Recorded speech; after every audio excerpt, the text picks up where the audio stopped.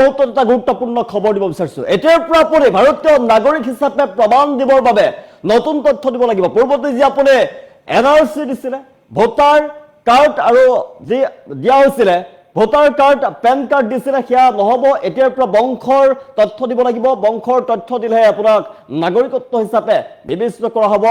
আৰু গুৰুত্বপূৰ্ণ ৰায় প্ৰদান কৰিছে গুৱাহাটী উচ্চ ন্যায়ালয়ৰ ফালৰ পৰা। সঁচা জনাইছো বহুত বিগ ব্ৰেকিং, বহুত গুৰুত্বপূৰ্ণ খবৰ জনাইছে। বহুত নাগৰিকত্বৰ প্ৰমাণ হিচাপে আপুনি এতিয়াৰ পৰা নতুন তথ্য দিব লাগিব। এতিয়াৰ পৰা পান কাৰ্ড, ভোটাৰ কাৰ্ড হ'লে নহ'ব, এনআৰচি দিলেও নহ'ব।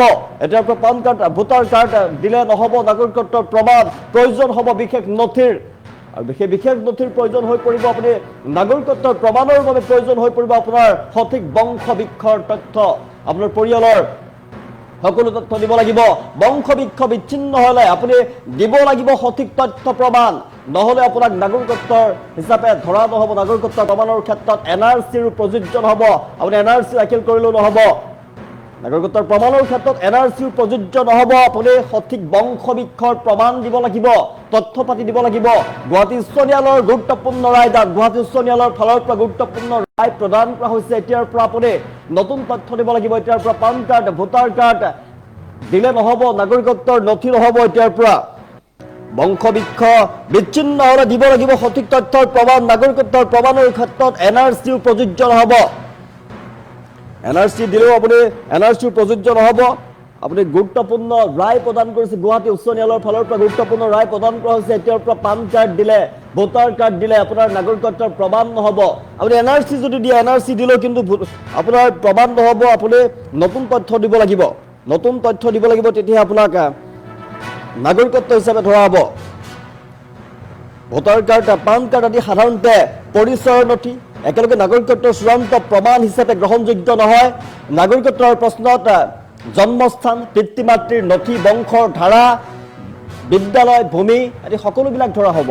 এই নতুন ৰায় হিচাপে গুৱাহাটী উচ্চ ন্যায়ালয়ে গুৰুত্বপূৰ্ণ ৰায় প্ৰদান কৰিছে। এতিয়াৰ পৰা পান কাৰ্ড, ভোটাৰ কাৰ্ড দিলে আপোনাৰ নাগৰিকত্বৰ প্ৰমাণ নহ'ব। আপুনি যদি এনআৰচিৰ তথ্য দিয়ে তেনেহ'লেও নহ'ব। নতুনকৈ আপুনি বংশগোচৰ, বংশ বৃক্ষৰ আপুনি প্ৰমাণ দিব লাগিব, সবিশেষ দিব লাগিব। বংশ বৃক্ষ বাধ্যতামূলক নতুন নথি আপুনি দিব লাগিব, নতুন বিশেষ নথি দিব লাগিব। গুৱাহাটী উচ্চ ন্যায়ালয়ৰ ৰায়, গুৱাহাটী উচ্চ ন্যায়ালয়ৰ গুৰুত্বপূৰ্ণ ৰায় দান। এতিয়াৰ পৰা আপুনি নতুন নথি দিব লাগিব, বংশ বৃক্ষ বাধ্যতামূলক নতুন বিশেষ নথি আপুনি দিব লাগিব। এনআৰচি দিলেও নহ'ব। আৰু NRC, PAN card, voter card দিলে আপুনি নাগৰিকত্বৰ প্ৰমাণ দিয়া নহ'ব। গুৱাহাটী উচ্চ ন্যায়ালয়ৰ গুৰুত্বপূৰ্ণ ৰায় দান। নাগৰিকত্বৰ প্ৰশ্নত জন্মস্থান, পিতৃ মাতৃৰ নথি আপুনি দিব লাগিব, বংশৰ ধাৰা উল্লেখ কৰিব লাগিব, তথ্য পাতি দিব লাগিব, ভূমিৰ, বিদ্যালয়ৰ নথি আপুনি সকলোবিলাক দিব লাগিব। বংশ বৃক্ষৰ যি তথ্য, সেই তথ্যত সকলোবিলাক উল্লেখ কৰিব লাগিব। গুৰুত্বপূৰ্ণ ৰায় প্ৰদান কৰা হৈছে গুৱাহাটী উচ্চ ন্যায়ালয়ৰ ফালৰ পৰা। গুৱাহাটী উচ্চ ন্যায়ালয়ৰ ফালৰ পৰা গুৰুত্বপূৰ্ণ ৰায় প্ৰদান কৰা হৈছে। আৰু পান কাৰ্ড বা ভোটাৰ কাৰ্ড নাগৰিকত্বৰ চূড়ান্ত প্ৰমাণ হিচাপে গণ্য কৰা নহ'ব। পান কাৰ্ড যিহেতু মূলতঃ আয়কৰৰ বাবে ব্যৱহাৰ কৰা হয়, ভোটাৰ কাৰ্ড ভোটাধিকাৰৰ বাবে পৰিচয় পত্ৰ নথি। আৰু আদালতৰ বহু ৰায়ত স্পষ্টকৈ কোৱা হৈছে যে নথিসমূহ নাগৰিকত্বৰ সহায়ক প্ৰমাণ হ'ব পাৰে, কিন্তু একেটা সময়তে চূড়ান্ত একক নাগৰিকত্বৰ প্ৰমাণ হিচাপে সদায় যথেষ্ট নহয়। কাৰণ ভোটাৰ তালিকাত নাম থাকিলে সদায় নাগৰিকত্ব নিশ্চিত নহয়। পান কাৰ্ড আবেদন কৰি বহু নথিৰ ভিত্তিত পোৱা যায়, কিন্তু নাগৰিকত্বৰ নিৰ্ণায়ক নথি নহয়। পান কাৰ্ড থাকিলে আপুনি নাগৰিকত্বৰ প্ৰমাণ নহ'ব। নাগৰিকত্বৰ প্ৰমাণত কি নথি প্ৰধানকৈ ধৰা হয়? নাগৰিকত্বৰ প্ৰমাণৰ ক্ষেত্ৰত সাধাৰণতে সমষ্টিগত প্ৰমাণ দেখিবলৈ পোৱা যায়। জন্মৰ প্ৰমাণ লাগিব, আপোনাৰ বিদ্যালয়ৰ নথি, ভূমি পট্টা, জমি নথি, পিতৃ মাতৃৰ নাগৰিকত্বৰ পূৰ্বৰ নথি, চৰকাৰী ৰেকৰ্ড আৰু গাঁৱৰ স্থানীয় প্ৰশাসনৰ প্ৰমাণ। সাধাৰণতে এই নথিবিলাক লাগিব। বংশ বৃক্ষৰ আপোনাৰ যি নথি, তথ্য পাতি আপুনি সঠিকভাৱে উল্লেখ কৰিব লাগিব, তেতিয়াহে আপোনাক ধৰা হ'ব, নাগৰিকত্বৰ প্ৰমাণ হিচাপে গণ্য কৰা হ'ব। গুৱাহাটী উচ্চ ন্যায়ালয়ৰ ফালৰ পৰা গুৰুত্বপূৰ্ণ ৰায় প্ৰদান কৰা হৈছে। বংশ বৃক্ষৰ প্ৰমাণ দিব লাগিব, বংশ বৃক্ষৰ সকলোবিলাক কথা উল্লেখ কৰিব লাগিব।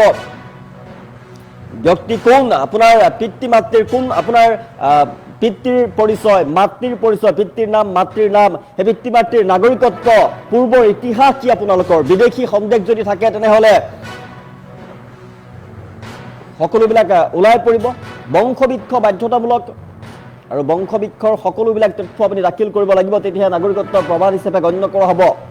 বংশবৃক্ষ যদি বিচ্ছিন্ন হৈ পৰে তেনেহ'লে আপোনাৰ পিতৃ মাতৃৰ নথি আপোনাৰ যদি নাথাকে, পৰিয়ালৰ লিংক প্ৰমাণ কৰিব পৰা যদি আপোনাৰ নথি নাই, তেনেহ'লে আপুনি এতিয়া গুৰুত্ব আপুনি দিব লাগিব নথি গুৰুত্বপূৰ্ণ যেহেতু কৰা হৈছে বংশবৃক্ষৰ পৰা আপুনি যদি বিচ্ছিন্ন হৈ পৰে তাৰো আপুনি প্ৰমাণ দিব লাগিব, বংশবৃক্ষৰ আপুনি নথি পত্ৰ প্ৰমাণ দিব লাগিব, বংশত আপুনি বিচ্ছিন্ন হৈ যদি যায় বংশবৃক্ষৰ পৰা আপুনি বিচ্ছিন্ন হ'লে আপোনাক দিব লাগিব, সেয়াহে আপোনাৰ নাগৰিকত্বৰ বাবে সহায়ক হ'ব। এতিয়াৰ পৰা পান কাৰ্ড দিলে নহ'ব, ভোটাৰ কাৰ্ড দিলে নাগৰিকত্বৰ প্ৰমাণ হিচাপে গণ্য কৰা নহ'ব।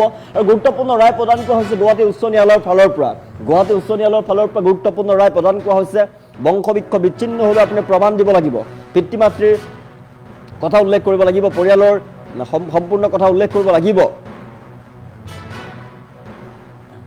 NRC দিলেও আপোনাৰ NRC থাকিলেও আপুনি প্ৰযোজ্য নহ'ব, NRC দিলেও আপুনি নাগৰিকত্ব হিচাপে আপোনাৰ প্ৰমাণ নহ'ব। এতিয়াৰ পৰা নতুন নথি লাগিব, নতুন নথি আপুনি দিব লাগিব, বংশবৃক্ষৰ সকলোবিলাক প্ৰমাণ দিব লাগিব, সকলোবিলাক তথ্য পাতি দিব লাগিব।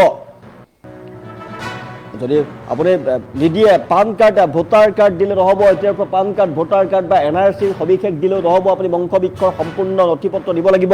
বংশবৃক্ষৰ পৰা আপুনি যদি বিচ্ছিন্ন হৈ গৈছে তেতিয়াহ'লেও আপুনি উল্লেখ কৰিব লাগিব সকলোবিলাক, তেতিয়া আপোনাক নাগৰিক হিচাপে গণ্য কৰা হ'ব নাগৰিকত্বৰ বাবে। এয়া হৈছে প্ৰমাণ। আৰু গুৱাহাটী উচ্চ ন্যায়ালয়ৰ ফালৰ পৰা গুৰুত্বপূৰ্ণ ৰায় প্ৰদান কৰা হৈছে আটাইৰে বাবে, ৰাজ্যৰ সকলোৰে বাবে অতিকৈ গুৰুত্বপূৰ্ণ খবৰ। পান কাৰ্ড ভোটাৰ কাৰ্ড থাকিলে নাগৰিকত্বৰ চূড়ান্ত প্ৰমাণ নহয়, সহায়ক নথি নহয়। নাগৰিকত্ব সাধাৰণতে বহু নথিৰ সমষ্টিগত মূল্যায়ন, বংশবৃক্ষ লাগিব, বংশবৃক্ষ বাধ্যতামূলক, NRC বা অন্য প্ৰক্ৰিয়া NRC প্ৰযোজ্য নহয় বুলি জনোৱা হৈছে, NRCৰ কথা উল্লেখ কৰিলেও নহ'ব।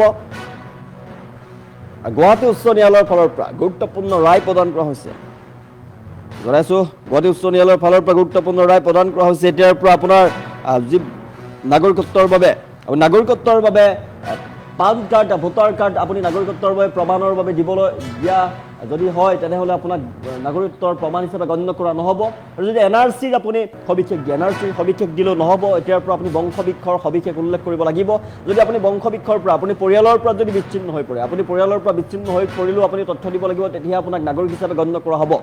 গুৰুত্বপূৰ্ণ ৰায় প্ৰদান কৰিছে গুৱাহাটী উচ্চ ন্যায়ালয়ৰ ফালৰ পৰা। মনত ৰাখক, এতিয়াৰ পৰা নতুন তথ্য আপুনি সংযোজন কৰিব লাগিব, সবিশেষ আপুনি দিব লাগিব, নাগৰিকত্বৰ প্ৰমাণৰ বাবে আপুনি সবিশেষ উল্লেখ কৰিব লাগিব। এতিয়াৰ পৰা পান কাৰ্ড ভোটাৰ কাৰ্ড নহ'ব, নাগৰিকত্বৰ নথি, নাগৰিকত্ব প্ৰমাণৰ বাবে সঠিক বংশবৃক্ষৰ তথ্য আপুনি দিব লাগিব, আপোনাৰ পৰিয়ালৰ সবিশেষ দিব লাগিব, পিতৃ মাতৃৰ পৰিচয় দিব লাগিব, আপোনাৰ সকলোবিলাক দিব লাগিব। বংশ যদি বৃক্ষ আপোনাৰ বিচ্ছিন্ন হৈ পৰে তেতিয়াও আপুনি সঠিক তথ্য প্ৰমাণ দিব লাগিব। NRCও আপুনি দিলে নহ'ব, NRCও নপৰে নাগৰিকত্বৰ প্ৰমাণ হিচাপে। আৰু গুৱাহাটী উচ্চ ন্যায়ালয়ৰ গুৰুত্বপূৰ্ণ ৰায়দান সকলোৰে বাবে অতিকৈ গুৰুত্বপূৰ্ণ। মনত ৰাখক, এতিয়াৰ পৰা আপুনি পান কাৰ্ড ভোটাৰ কাৰ্ড NRCৰ তথ্য দি আপুনি নাগৰিকত্বৰ প্ৰমাণ হিচাপে আপুনি দিব নোৱাৰিব, প্ৰমাণ হিচাপে গণ্য কৰা নহ'ব। নাগৰিকত্বৰ প্ৰমাণৰ বাবে লাগিব আপোনাৰ সঠিক বংশবৃক্ষৰ তথ্য, আপোনাৰ পৰিয়ালৰ তথ্য লাগিব, পৰিয়ালৰ পূৰ্বৰ ইতিহাস লাগিব, পিতৃ মাতৃৰ সবিশেষ লাগিব, আৰু তেতিয়াহে আপোনাক নাগৰিকত্ব হিচাপে আপোনাৰ প্ৰমাণ হিচাপে আপোনাক গণ্য কৰা হ'ব। আপুনি ভাৰতীয় নাগৰিক হিচাপে নিজকে প্ৰতিপন্ন কৰিবৰ বাবে আপুনি পৰিয়ালৰ বংশবৃক্ষ উল্লেখ কৰিব লাগিব। পান কাৰ্ড ভোটাৰ কাৰ্ড দিলে আপোনাৰ সেই নাগৰিকত্বৰ প্ৰমাণ হিচাপে আপোনাক গ্ৰহণ নকৰে চৰকাৰৰ ফালৰ পৰা। যদি NRC তথ্য পাতিও দিয়ে তেনেহ'লেও আপোনাক নাগৰিকত্বৰ প্ৰমাণ হিচাপে আপোনাক গণ্য কৰা নহ'ব। গুৰুত্বপূৰ্ণ ৰায় প্ৰদান কৰা হৈছে, জনাইছোঁ এতিয়াৰ পৰা পান কাৰ্ড ভোটাৰ কাৰ্ড নহ'ব, নাগৰিকত্বৰ নথি প্ৰয়োজন হ'ব, নাগৰিকত্বৰ বাবে বিশেষ তথ্য। গুৱাহাটী উচ্চ ন্যায়ালয়ৰ গুৰুত্বপূৰ্ণ ৰায়দান।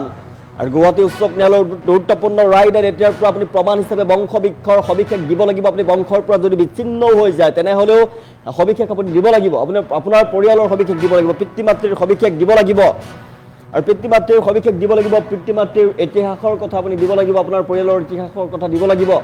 আপুনি যদি পৰিয়ালৰ পৰা বিচ্ছিন্ন হৈ যায় তেতিয়াও প্ৰমাণ হিচাপে উল্লেখ কৰিব লাগিব, তেতিয়াহে আপোনাক নাগৰিকত্ব হিচাপে ধৰা হ'ব। ভোটাৰ কাৰ্ড নহ'ব, পান কাৰ্ড নহ'ব, নাগৰিকত্বৰ প্ৰমাণ হিচাপে NRC যদি উল্লেখ কৰে, NRCৰ কথা উল্লেখ কৰিলেও, NRCৰ তথ্য পাতি দিলেও আপোনাক কিন্তু নাগৰিকত্বৰ প্ৰমাণ হিচাপে চৰকাৰে নধৰে। গুৱাহাটী উচ্চ ন্যায়ালয়ৰ ফালৰ পৰা গুৰুত্বপূৰ্ণ ৰায় প্ৰদান কৰা হৈছে, আটাইতকৈ গুৰুত্বপূৰ্ণ খবৰ।